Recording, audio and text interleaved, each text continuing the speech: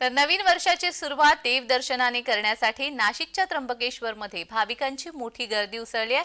12 ज्योतिर्लिंगापैकी एक महत्त्वाचं ज्योतिर्लिंग असलेल्या त्र्यंबकेश्वर मध्ये भाविकांची सकाळपासूनच दर्शनासाठी गर्दी उसळली आहे। लांबच लांब रांगा लागलेल्या पाहायला मिळतात।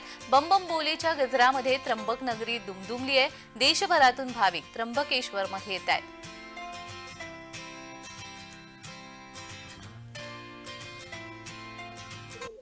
नाशिकच्या त्र्यंबकेश्वर मंदिरात देखील भाविकांनी मोठी गर्दी केलेली आहे। नवीन वर्षाची सुरुवात जी आहे ते देवदर्शनाने करण्यासाठी कालपासूनच भाविकांची त्र्यंबकेश्वर मध्ये हे गर्दी झालेली आहे आणि आज पहाटेपासून अशा पद्धतीनं भाविक जे आहेत ते दर्शनाच्या रांगेत जे आहेत ते थांबून त्र्यंबक राजाचं दर्शन घेताना आपल्याला बघायला मिळतंय।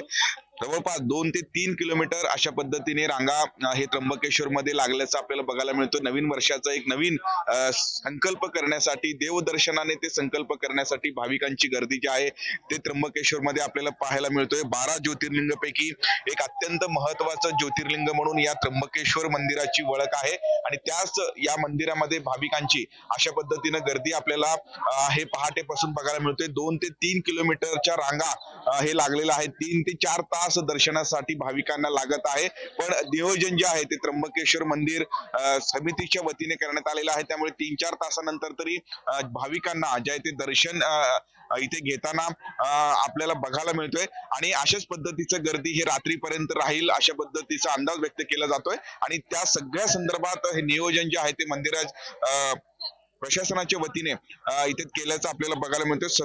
संपूर्ण त्र्यंबक नगरी जी आहे ते बम भोलेने दुमदुमून गेलेली आहे आणि पहाटेपासून आज नाशिकमध्ये हे भाविक आज नवीन वर्षाच्या सुरुवातीला जे आहे ते दर्शन घेण्यासाठी गर्दी केल्याचं बघायला मिळत आहे। किरण गोटूर, जय महाराष्ट्र न्यूज, नाशिक।